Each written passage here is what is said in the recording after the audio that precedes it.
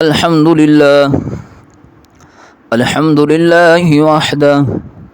والصلاة والسلام على من لا نبي بعده أما بعد فأعوذ بالله من الشيطان الرجيم بسم الله الرحمن الرحيم وَإِن يَمْسَسْكَ اللَّهُ بِضُرٍّ فَلَا كَاشِفَ لَهُ إِلَّا هُوَ وَإِن يُرِدْكَ بِخَيْرٍ فَلَا رَادَّ لِفَضْلِهِ يُصِيبُ بِهِ مَن يَشَاءُ مِنْ عِبَادِهِ وَهُوَ الْغَفُورُ الرَّحِيمُ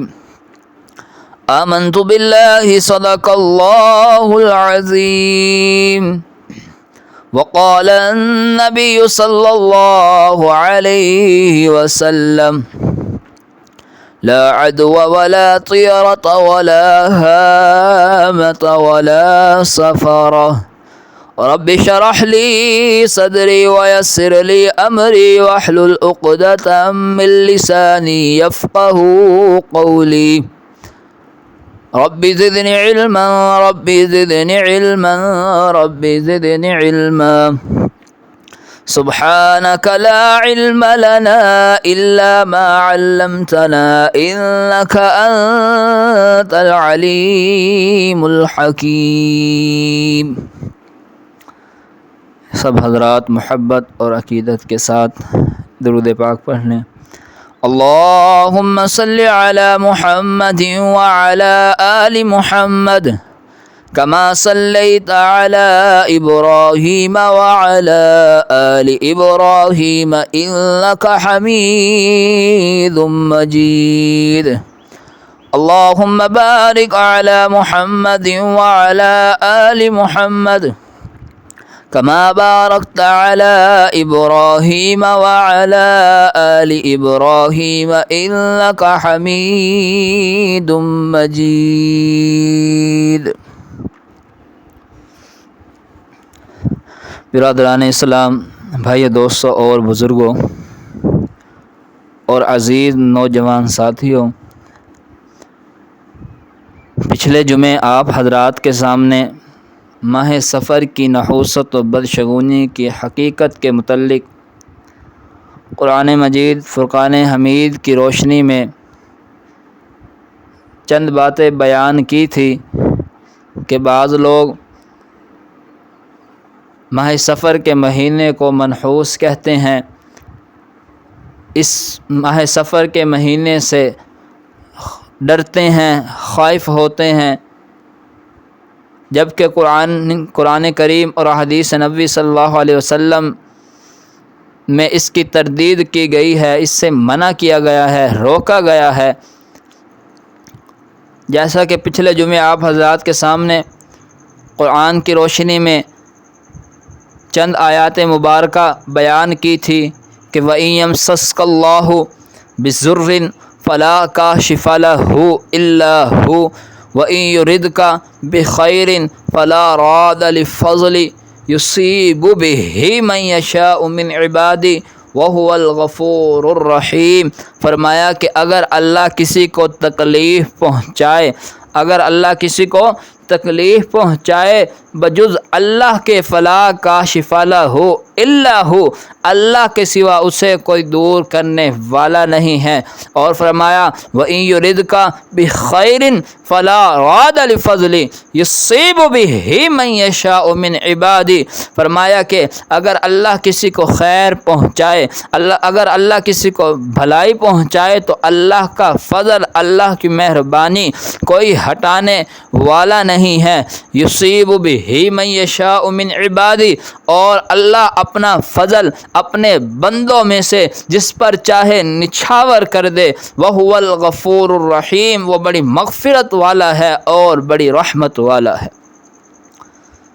اسی طرح دوسری آیت مبارکہ کہ قل لن یصیبنا الا ما كتب اللہ لنا هو مولانا وعلی اللہ فلیتوکل المؤمنون، فرمایا کہ میرے محبوب آپ اعلان کر دیجئے، آپ لوگوں کو فرما دیجئے، لوگوں سے کہہ دیجئے۔ ربا کیا اعلان کرو، کیا کہوں ان لوگوں سے؟ فرمایا کہ میرے محبوب آپ کہیے کہ کل لن یصیبنا الا ما کتب اللہ لنا، فرمایا کہ میرے محبوب آپ کہیے کہ کوئی بھی مصیبت ہم تک نہیں پہنچ سکتی سوائے اس کے جو اللہ نے ہمارے حق میں، ہماری قسمت میں لکھ رکھی ہے۔ ہوا مولانا، اللہ ہی ہمارا کارساز ہے، کام بنانے والا ہے۔ وعلی اللہ فلیتوکل المؤمنون، اور مومنوں کو تو اللہ ہی پر بھروسہ کرنا چاہیے، اللہ ہی پر یقین کرنا چاہیے، اللہ ہی پر اعتماد کرنا چاہیے۔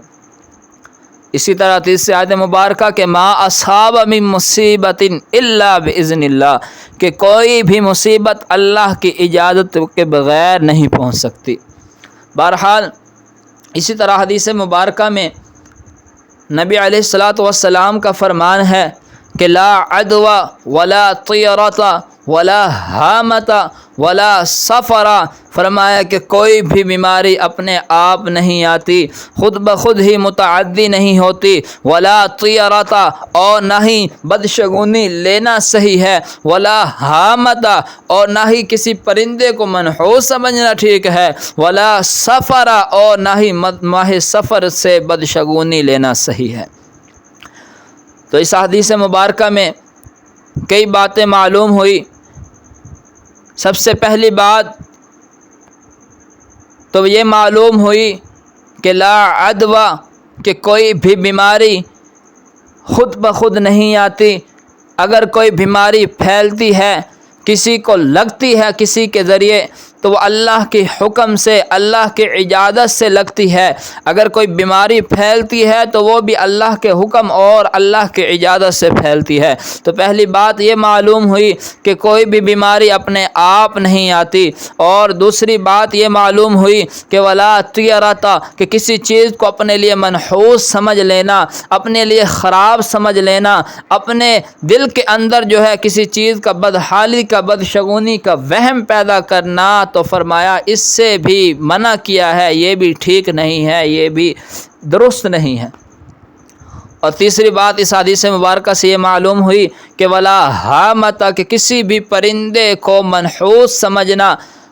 ٹھیک نہیں ہے، اس سے بھی بچنا چاہیے۔ زمانے جاہلیت کے اندر بعض لوگ جو ہے الو وغیرہ کو منحوس سمجھتے تھے کہ جس کے مکان کے اوپر الو آ کر بیٹھ جاتا تھا تو وہ اس کو منحوس سمجھتے تھے، اور اپنے دلوں کے اندر بدحالی کا، بدشگونی کا وہم پیدا کر لیتے تھے۔ تو آپ صلی اللہ علیہ وسلم نے اس سے بھی منع فرمایا ہے کہ کسی پرندے کو منحوس نہیں کہنا چاہیے، منحوس نہیں سمجھنا چاہیے۔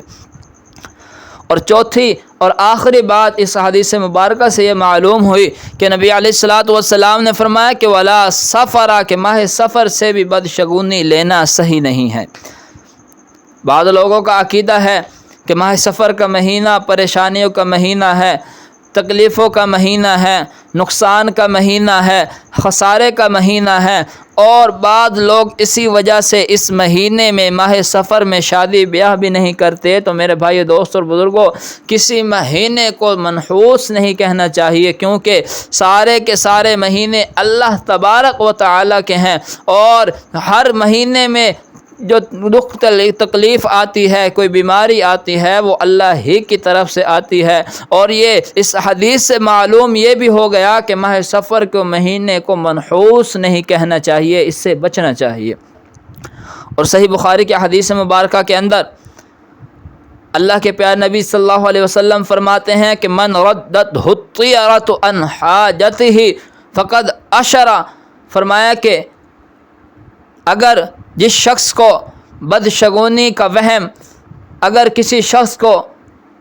منحوسیت کسی کام سے روک دے، کسی حاجت سے روک دے، فرمایا کہ فقد اشرک، اس نے یقیناً شرک کیا، یعنی وہ مشرک ہو گیا۔ جو ایسا عقیدہ رکھتا ہے، اللہ ہمارے ایمان کی حفاظت فرمائے اور ہماری صحیح اصلاح فرمائے۔ حضرت زید بن خالد الجہنی رضی اللہ تعالی عنہ بیان کرتے ہیں